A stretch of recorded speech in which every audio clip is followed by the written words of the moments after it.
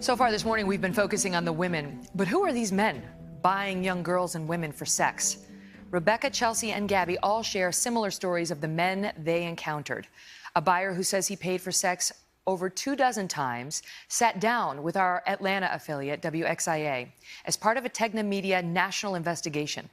Our producers could not speak directly with the man to independently confirm his story, and his identity is also hidden, but his admission is glaring. I come from a background of Christian parents, Christian family. I've got 2 kids. I had the nice house in the suburbs. I had it all. First 5, 6, 7 years of marriage were good. Have our second child, and my wife doesn't seem to be really interested in me. I wanted that physical affection, and I wasn't getting it from her. But one of the things that a lot of people ask me is, well, how could you be this guy and be Mr. Dad, Mr. Suburbia over here, and just keep them separate? Guys are real good at boxes.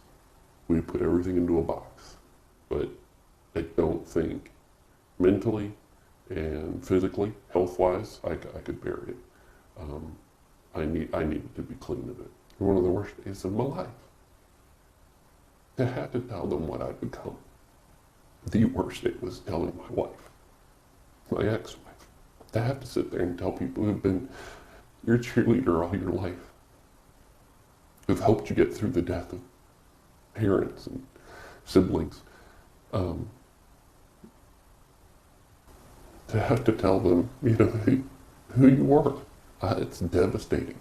I still have 2 children that I have to, at some point in time, explain why their mom and dad got divorced. If you wanted it, you can get it. You can find it anywhere you want to. And if you think it's not happening in your town, it's happening right around the corner. It's everywhere. It's chilling. Rebecca, Chelsea, and Gabby are with me once again. Everywhere. You think it's only going to be overseas or maybe Times Square, right? Not in Middletown, America. Can you describe your average client? Like is that what you call them? What do we call them? Yeah, they'd be called buyers. Okay. Describe what they were like.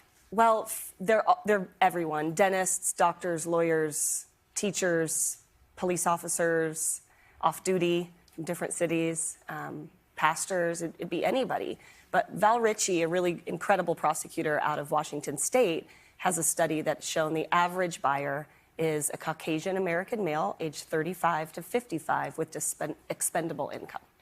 Did you hear that story? I mean, I don't know whether they spoke to you about what they were doing there, their reasons, but did you ever hear that story? My wife, she's not affectionate anymore. She doesn't have sex with me anymore. What did you hear? Definitely. I heard all about their kids or their grandkids and their families. And, whether you're a buyer or you're being sold, I think, at the heart of it, like, people do need to be loved and feel, accepted by others. And so I would say it's a lifelong healing process for anybody on either end. It's incredible. It's a lot of marriages hit troubled times after children come. And that's what therapy's for. That's what talking's for. That's what divorce is for. The average man doesn't run out and buy another woman. But in our heads, Gabby, I think we like to think of these are devil men, right? These are, yeah. But they're not necessarily. No, not at all. So pretty much every man that came through the door was pretty much married with kids. They were also on break from their job or something like that. They just swing by on the lunch break. Yeah. Pretty much. It's exactly what they did. And never once did I really feel any type of evil from them. Just they were searching for something out of, desperation and addiction. So again, these are these guys that are well-to-do citizens. And they, again, disposable income was something that was, I always kind of told people, I'm like, no, it's not person clocking in and out of Best Buy that's buying and driving this these billion-dollar industry. These are people, these are men with more money than the average citizen. So, well, for $750, right? Oh yeah, that's a lot of money for Oh, yeah. one-time encounter. Yes, $750, $300 to $750. That's something that is just astronomical. Nobody has that. Would you have repeat visitors? Would they? Yeah, I have lots of clients that continue to pay even beyond that. Just depends on the city. Every city has a different rate. I was trafficked for six years, and I definitely experienced evil. I definitely had men who were evil, serial rapists that would lock you in a room for hours, men who were partying on cocaine, and so it was difficult for them to perform, so they'd get angry at you and beat you up. Then you'd be beaten at home by your trafficker for being beaten and not sellable. So I think the longer you're in it, the more likelihood you are of experiencing higher rates of violence and rape. Is it true, Rebecca, that you were actually branded by your trafficker? Yeah, I had 3 traffickers in 6 years. I was traded and sold between 3 different men. 2 traffickers tattooed their names on my back, like a piece of cattle to prove ownership in case I ran. And they too would run. I escaped. I had 4 attempted escapes, and one time they came to my mom's home in small southern Oregon to find me. So you're afraid. It's not just about running when you have a chance. It's like, are they going to go after my family? Are they going to go after my daughter? One ran to my daycare and took my daughter. I called to put them on a do not pick up, and they beat me to it, and they got her before I called. And so it's not just about running. They have so much that they're holding against you. It's hard to get away. The daughter that was threatened when you first got pulled into this, the very first night, who you wondered whether she would be hurt if you didn't go along. Can you tell the audience what she's doing now? Yeah, she is a freshman at UC Berkeley.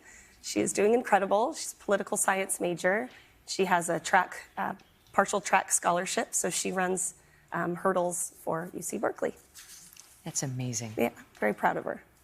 Good for her, and good for you. Hello, Today fans. Thanks for checking out our YouTube channel. Subscribe by clicking that button down there and click on any of the videos over here to watch the latest interviews, show highlights, and digital exclusives.